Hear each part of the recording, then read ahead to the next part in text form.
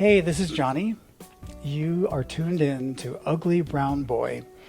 You can find this on all podcast channels, YouTube, Instagram, and TikTok. Thank you for listening. Thank you for watching.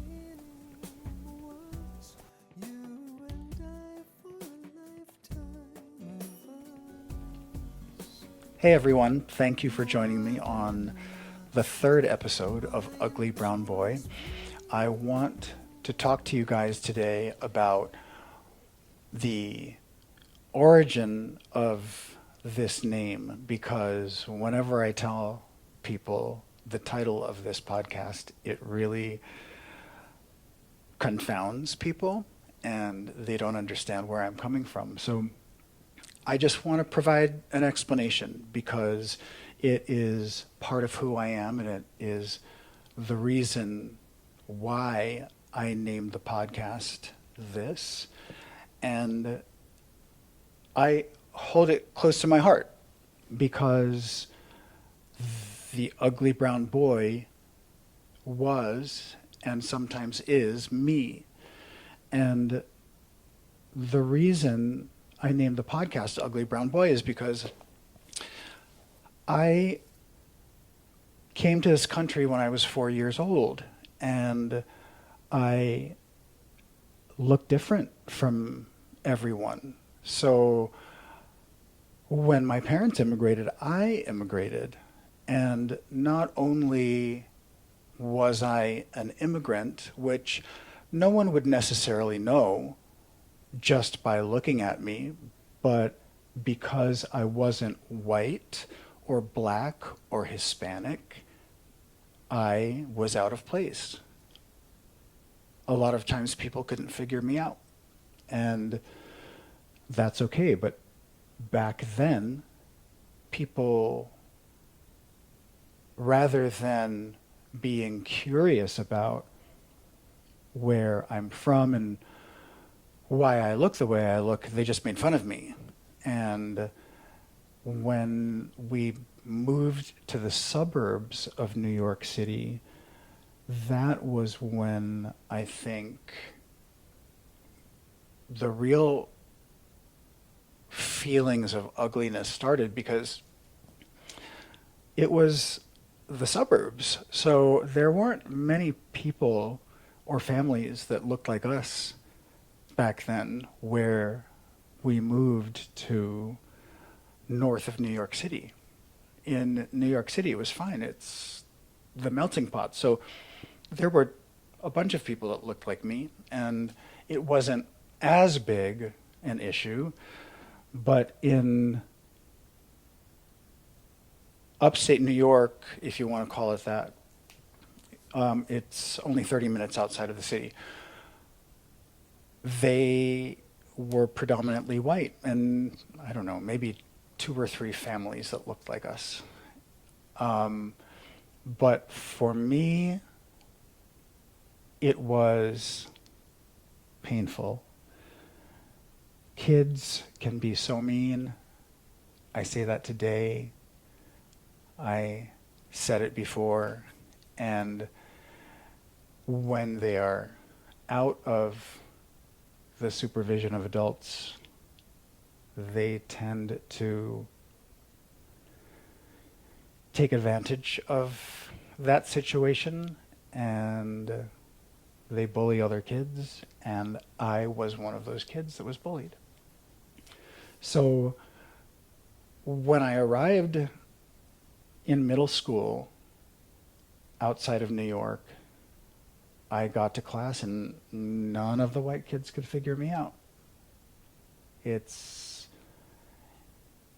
easier to tell when you're black, and believe me, they have their own set of issues that we are still today trying to combat.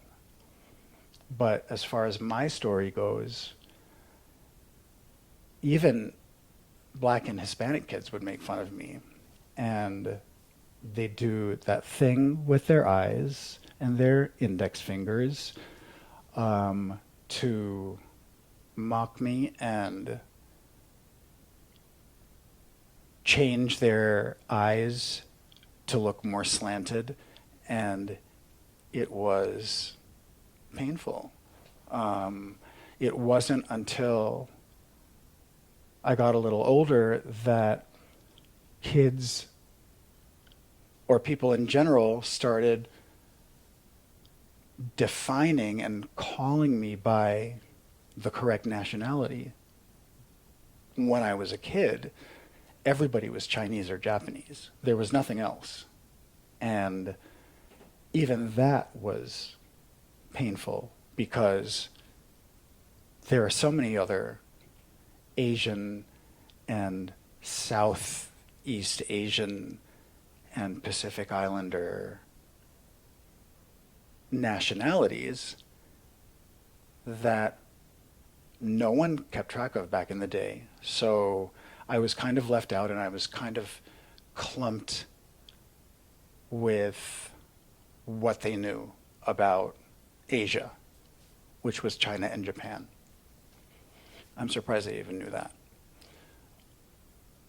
But that even was painful for me. And it was painful because it wasn't me. And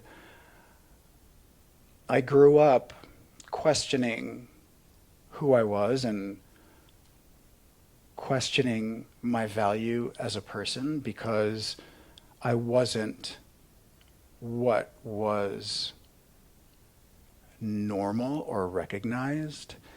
And I felt alienated. I was alienated. I felt like an outcast because I was an outcast.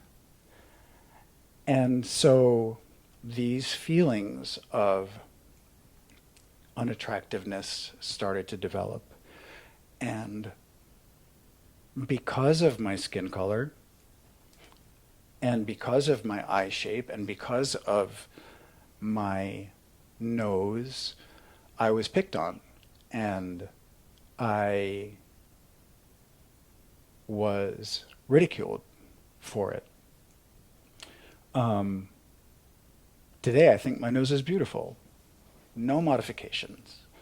But back when I was a kid, they made fun of my flat nose. So that's where Ugly Brown Boy came from, because I really thought I was ugly.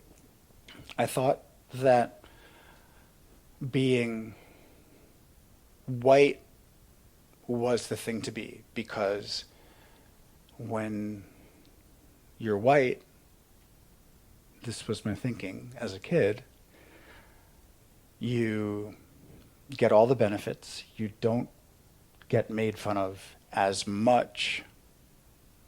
You know, if you're larger and white, yeah, you get made fun of. And a bunch of other situations you can get made fun of, but still there was something about being white that I dreamt of and aspired to. And do I feel shame about that now? Yes and no. Like, to say it out loud sounds kind of embarrassing and cringy, but on the flip side, when you're so different and you're not accepted for who you are, then what is the point in being around all these people? Like, if I grew up in the Philippines, then I'd be around all these kids that looked like me, right? But here in the States, I was the only one in the classroom that looked like me at the time. And it was painful. Middle school and high school were painful. And then, as I developed my personal style, back then I was kind of flip-flopping between punk rock and preppy. So imagine like the popped collar, and imagine also my Doc Martens and skinny jeans and my cropped, oversized shirts and I don't know, like bright neon colors and safety pins and rips in my shirt, all of that stuff. I never dressed regular. I was always looking for my identity in fashion. So I went with it. And I attribute that also to my aunt in the Philippines. She encouraged it. And I'm grateful for that.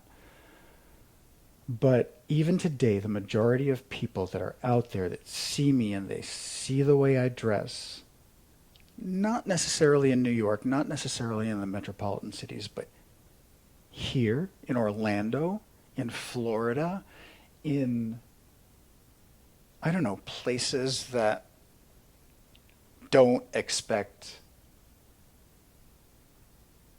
you dressing differently from the majority of society.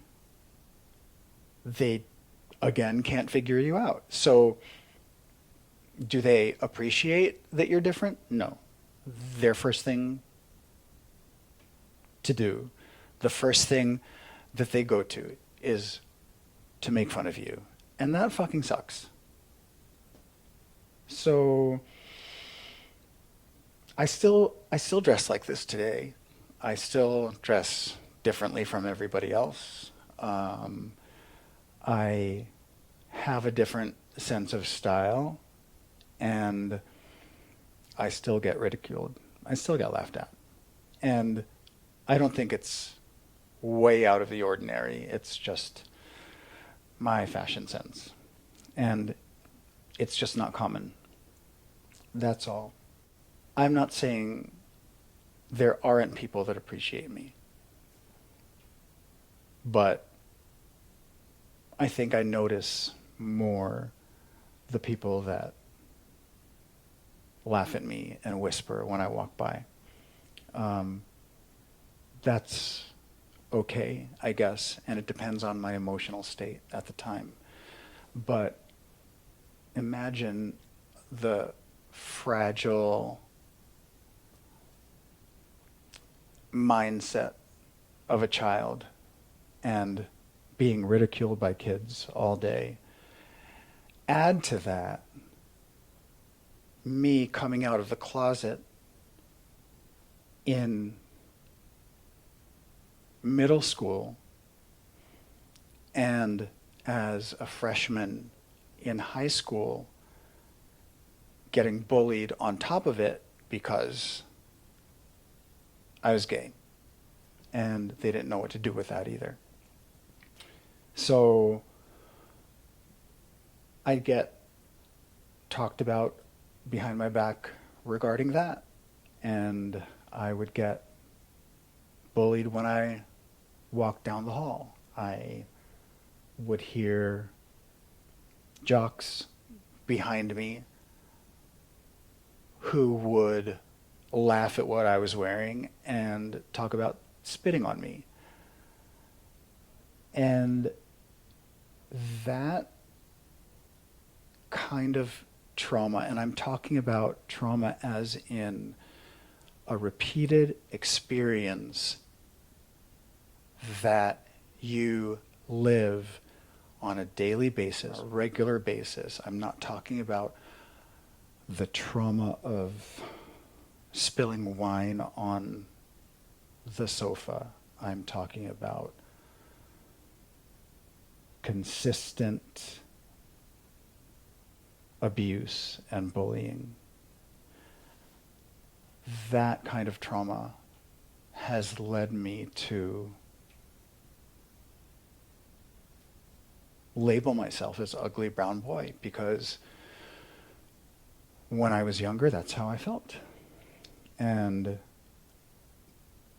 I'll be honest with you, there are times when I feel like the ugly brown boy today.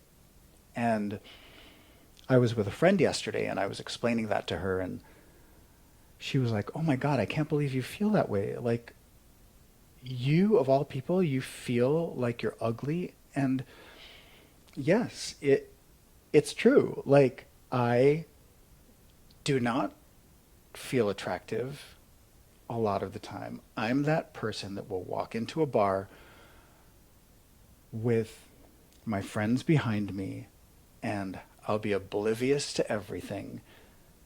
I will live in my cocoon of social anxiety and insecurity as I walk through the room.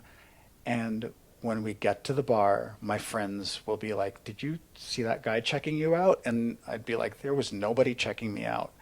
And this is a real feeling of mine. So, this is an important story to me because it's something that I still deal with today, and it's something that I kind of want to advocate for on top of everything else, like anti-bullying issues and that sort of thing that lead to fragile mental health. I think that is such an important platform to me because with all of these things that developed as a child, living here, looking different in America, non-white, non-black, non-Hispanic, back in the day, I carry those things with me. Things are different now, and we are statistically a majority now, Asian Americans in the United States, but the trauma that I carry with me is still there, and I deal with those issues every once in a while. But I go through therapy. I've been in therapy for decades now, and I have a fantastic support system, and I have friends that love me and encourage me, and all of those things that I used to feel are, for the most part, in the rear view mirror. But I want to focus on this podcast on the kids today and people that are still ridiculed today for looking different and being different and sounding different. And I want these stories to be a reminder to everyone that whatever you do that is mean-spirited or has a harmful effect on someone can lead to different, I guess I'll call them disabilities, down the road.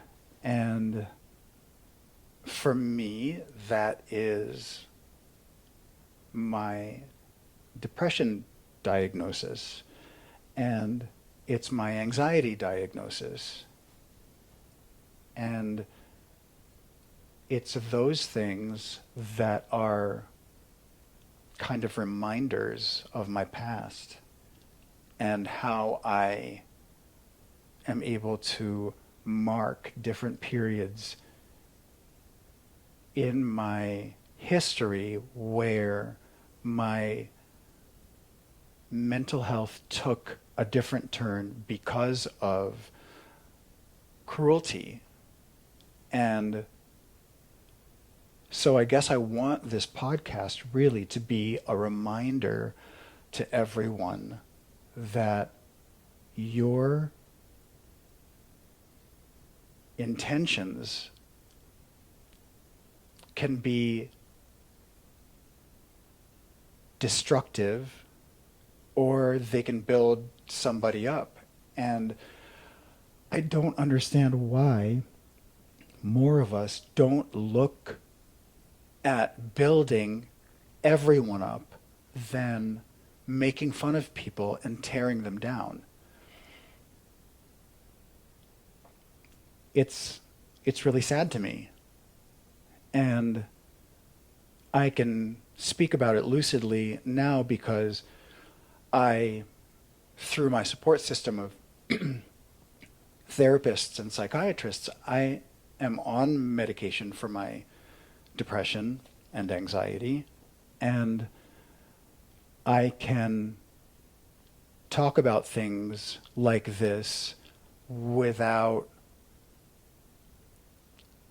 the usual feelings of suicidal ideation, for example, that I felt when I was a kid. So I want to leave you with that, I guess, because what you do with your words and your actions can destroy somebody. And through consistent actions like this, you cause trauma on someone else. And I just want everyone out there to hear this and understand that all of this, all of these mental health issues can be avoided if we sit right in our spirits and exude love and light towards people around us, because you never know. You never know what somebody might need. They could be well dressed and put together, but they can be feeling anguished, and they won't wear that on the outside. It's all inside, and it's all something that they live with. So I'll close with this. Show kindness. Just show kindness, especially to people that look like they don't fit in,